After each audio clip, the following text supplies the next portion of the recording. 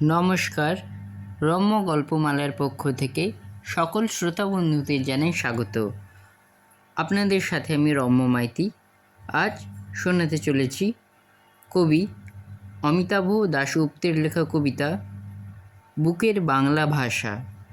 ছবি সংগৃহীত। কবিতা পাঠে আমি রম্য মাইতি।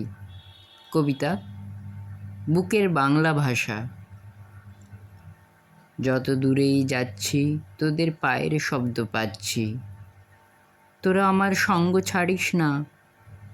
আঁচল পেতে বসে আছেন ওই আমাদের মা, একজোটে ওই দুঃখিনীটির ঘরের দাওয়ায় যাব। খুঁত কুড়ো যা পাই সব্বাই খাবো। মাটি এখন জংলা, ওইখানে ঠায় আছেন বসে দুঃখিনী মা বাংলা। মায়ের দুধের মতন সরল ভাষা, এবার থেকে হোক আমাদের নিত্যি যাওয়া আসা। যাচ্ছি মানে আসছি, দূর থেকে কার পায়ের শব্দ শ্রবণে টের পাচ্ছি।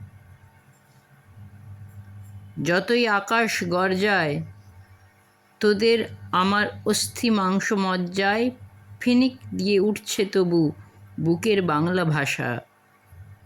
এবার থেকে ওইখানে হোক নিত্যি যাওয়া আসা। কেমন লাগলো আজকের কবিতা? কমেন্ট বক্সে অবশ্যই লিখে জানান। কবিতাটি ভালো লাগলে লাইক এবং শেয়ার করতে ভুলবেন না।